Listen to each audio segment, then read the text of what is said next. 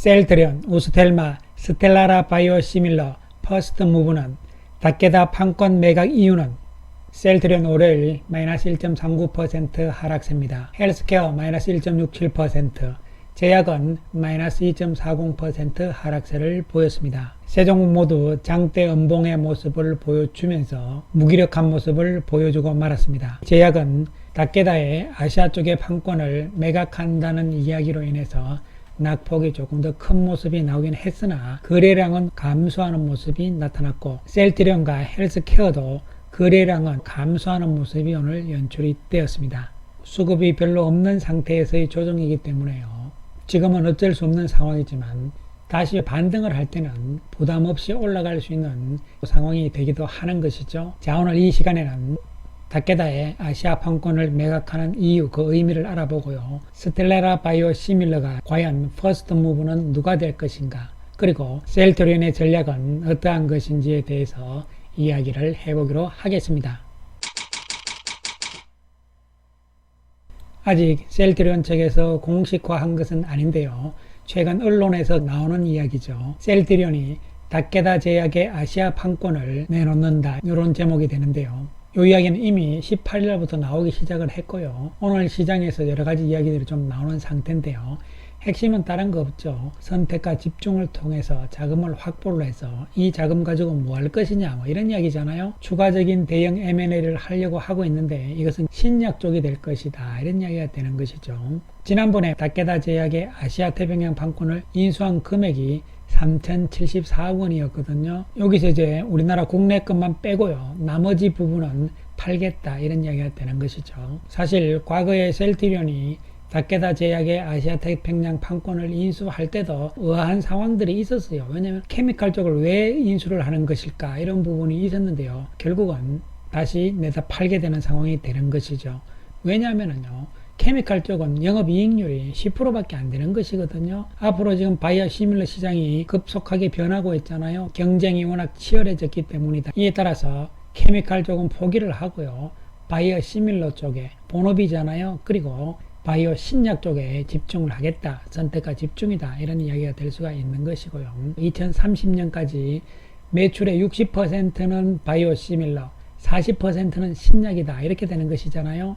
또 신약 쪽으로 가기 위해서는 임상들을 계속 해야 되고, 이 임상 비용들이 필요한데 특히 내년부터 임상이 많이 되고 있잖아요. 이러한 부분에 비용 확보 측면도 있다, 이렇게 볼 수 있는 것이고, 가장 중요한 것은 신약 쪽에 새로운 M&A 회사를 지금 노리고 있다는 것이죠. mRNA 쪽에 바이오 플랫폼 기술을 확보한 회사 위주로 인수를 검토를 할 예정에 있다, 이런 부분들이잖아요. 그래서 케미칼 쪽을 팔고 이 돈으로 신약 쪽으로 치중하겠다, 이런 얘기가 결론적으로 될 수가 있는 것이죠. 어쨌든 이에 대한 평가는 뭐 앞으로 봐야 되는 것이지만, 앞으로 합병을 생각을 했을 때도요, 수익성이 약한 부분들은 좀 떼내는 것이 맞지 않을까, 개인적으로는 생각을 해봅니다. 오늘 주로 이야기해 볼 것은요, 스텔라라 바이오시밀러에 대한 이야기인데요. 스텔라라 바이오시밀러 CTP43인데요. 이미 이름은 지어놨어요. 우스텔마라고 지어놓은 상태인데요. 요 우스텔마를 국내에 이제 분부 허가를 신청을 했는데요. 그리고 5월달에 유럽에도 했잖아요. 그런데 왜 미국에는 안 하고 있느냐, 이런 이야기가 될 수가 있는 것이죠. 이에 대해서 셀트리온 그룹의 전략은 과연 무엇인지 지금부터 한번 살펴보기로 하겠습니다. 최근에 빈번하게 나오는 이야기가 자가면역 질환 치료제 영역에서 포트폴리오를 지속 확대할 것이다, 이런 이야기가 자꾸 나오는데요. 사실 자가면역 질환 치료제의 종류가 여러 가지란 사실은 우리가 다 아는 것이잖아요. 이번에 인터루킨 쪽이고요. 요 시장 규모도 상당히 큰 것이죠. 즉 자가면역 질환 치료제 가운데서 휴미라 쪽의 시장이 가장 크고, 두 번째가 바로 스텔라라 시장이다, 이렇게 보시면 되는 것이죠. 지난 5월 달에 유럽에 신청을 했는데 미국의 FDA는 아직 허가 신청을 안 했어요. 곧 하겠다, 이런 이야기를 하고 있는 상황이죠.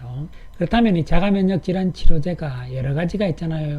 TNF 알파 억제제가 있고 인터루킨 억제제가 있는데, 이번에 스텔라라 바이오시밀러인 우스텔마는요, 이쪽이죠. 인터루킨 억제제다, 이렇게 보시면 됩니다. 가장 먼저 나온 오리지널부터 해서 이제 우리가 요 세 개를 1, 2세대 다 이야기를 하는 것이죠. 자가면역 질환 치료제에 대해서 조금 더 우리가 알아보게 되면요, 이렇게까지 깊이 있게 알 필요는 없는 것이고요. 물론 저도 잘 모르는 부분들이긴 합니다만요, 어쨌든 우리가 질병에 걸린다는 것은 면역의 밸런스가 깨진다는 이야기죠. 이 밸런스가 잘 유지되는 것이 면역 항상성이다 이렇게 되는데, 외부에서 어쨌든 안 좋은 바이러스가 몸으로 침투를 하잖아요. 그러면 이제 면역 세포들이 움직이잖아요. 움직이는데 이 면역 세포들이 외부에서 침투한 바이러스한테 져버리면요, 이것이 이제 질병이 되는 것이죠.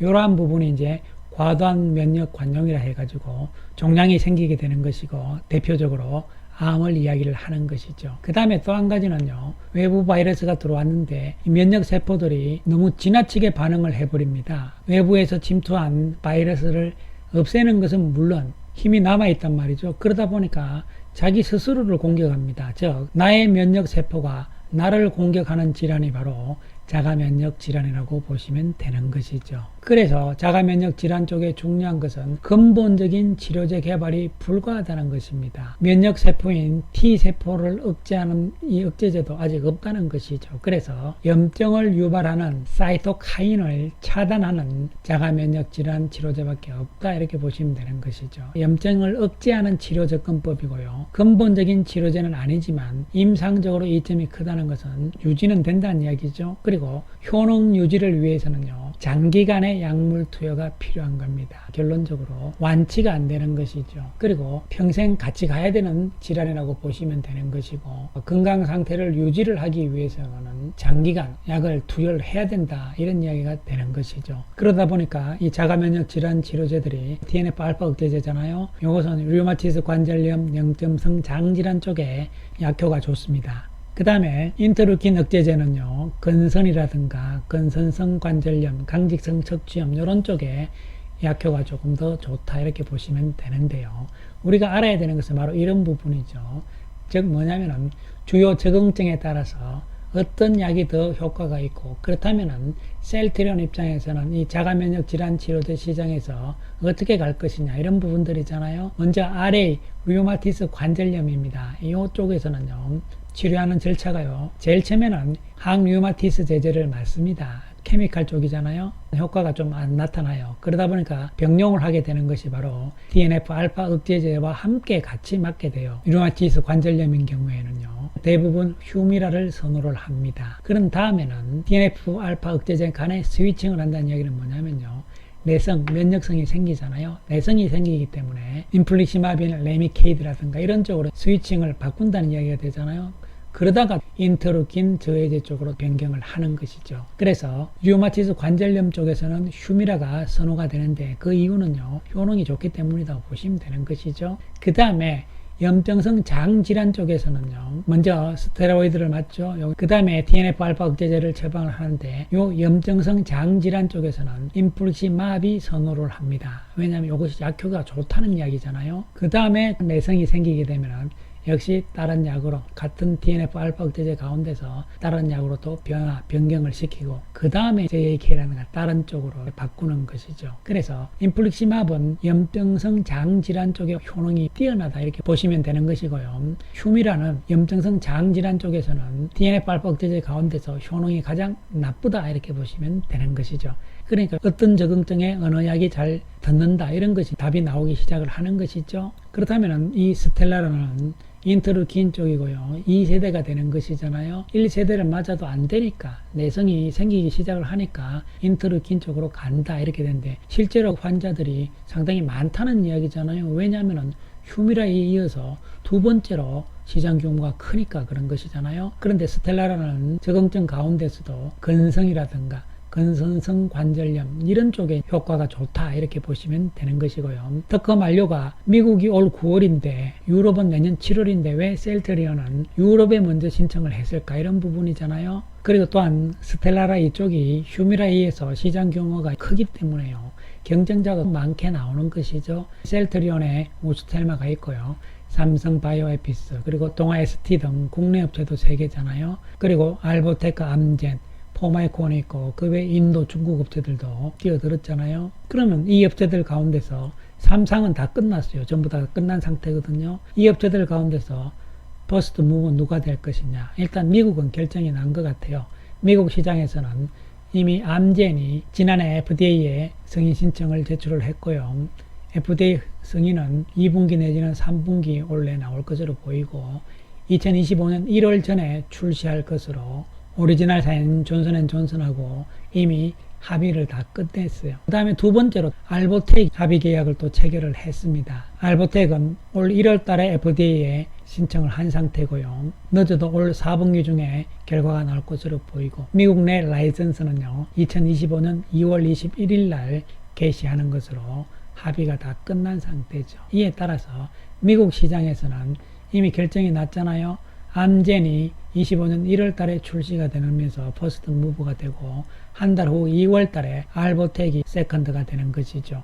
그렇다면 셀트리온은 미국 시장을 어떻게 할 것인가? 미국의 FDA에 신청도 아직 하지 않은 상태인데 그렇지만 오리지널사인 존슨앤존슨하고 협상은 지금 하고 있는 것으로 알려지고 있어요. 물론 그 어떻게 진행되고 있는지 대해서는 대외 비기 때문에 알 수가 없는 부분인 한데만요. 결론적으로 셀트리온도 미국 시장에서는 25년 3월 내지는 4월 정도에 출시가 될 것으로 추정은 해볼 수가 있는 것이죠. 유럽 시장에서는 일찍 신청을 했잖아요. 그렇기 때문에 아마도 퍼스트 무브가 될 가능성은 있지 않을까 이렇게 보이는데요. 그런데 앞으로 바이오 시밀러 시장이 과거처럼 퍼스트 무브가 다 가져가거나 그런 장점, 어드밴티지가 과연 있을 것인가 이런 부분들도 앞으로 좀 더 봐야 되는 것이죠. 과거하고는 좀 달라질 가능성 이런 것도 생각을 할 필요성이 있는 것이죠. 어쨌든 중요한 것은 셀트리온 입장에서는 자가면역 질환 치료제 시장에서는 모든 부분을 다 커버하겠다 이런 이야기잖아요. 이번에 다발성 경화증이라고 이야기를 했지만 이 역시 자가면역 질환에 포함이 되는 것이고요. 6월 15일자로 해서 미국의 임상 3상이 승인이 된 상태죠. 따라서 과연 자가면역 질환 제품에 대해서 포트폴리오를 강화한다는 셀트리온의 이야기가 무슨 이야기냐면요. 이걸 보시면 이제 쉽게 정리가 되는 것이죠. 먼저 염증성 장질환 쪽 이쪽은 셀트리온은 램시마와 램시마 SC가 있는 것이고요. 그 다음에 류마티스 관절염 쪽에서는 휴미라가 잘 들으니까요. 바로 휴밀라 쪽에 바이오시밀란 유플라이마가 있는 것이고요. 그 다음에 근선과 근선성 관절염, 강직성 척추염 이런 쪽은 인트루킨 억제제 쪽이 잘 듣잖아요. 이쪽은 이번에 스텔라라 바이오시밀러인 CTP43 바로 우스텔마가 있고 그리고 악템나 쪽에 바이오시밀러도 있다는 것이죠. 가장 늦게 임상에 이제 3상에 들어간 다발성 경화증 역시 자가면역 질환이라고 말씀드렸잖아요. 여기에는 CTP53 즉 오크레부스 바이오시밀러가 있다는 것이죠. 이렇게 해서 자가면역 질환 시장을 모든 제품으로 셀트리온 쪽에서는 앞으로 다 커버를 하겠다 이런 결론이 되는 것이죠. 단계적으로 잘 차질 없이 진행이 되고 있는 것으로 볼 수가 있겠습니다. 셀트리온 오늘 외국인들이 84억의 매도입니다. 기관들도 12억의 매도를 보이면서 다시 또 음봉을 보인 상황, 거래가 없는 상황이면서 좀 지루한 모습의 연장선상이라고 볼 수밖에 없는 대목입니다. 헬스케어 역시 외국인들이 74억의 매도, 기관들도 27억의 매도를 보이면서 음봉의 모습이 나타났습니다. 거래량은 다시 주는 모습이잖아요. 계속 여기서 왔다 갔다 하는 상황이 전개될 것으로 보여집니다. 한편 제약은 오늘 닥계자 쪽 이야기가 나옴으로 인해 가지고 낙폭이 조금 커지긴 했지만 거래량이 오히려 줄어드는 모습이기 때문에요. 외국인들은 15억 매도, 그러나 기관들은 10억의 매수 우위를 보였습니다. 셀트리온 그룹 세 종목 모두 다 지금은 시장 전반에서 좀 소외된 상태이기 때문에요. 답답할 수밖에 없는 이러한 주가 움직임이 나타나고 있는 상황입니다. 단기적으로는 2분기에 대한 실적 부분을 우리가 또 체크를 해봐야 되는 부분이 되는 것이고요. 또 한편으로는 셀트리온 그룹이 변화를 시도하고 있는 과정 중에서 제대로 변화에 성공이 될 것인가 눈치 보기 이런 부분들도 작용을 하는 것이고요. 그렇다면 합병에는 어떻게 될 것인가 이런 부분에 대해서도 여전히 불확실성이 남아있다는 측면이잖아요. 그렇기 때문에 시간은 좀 더 필요한 상황이란 말씀을 드릴 수밖에 없겠습니다. 감사합니다.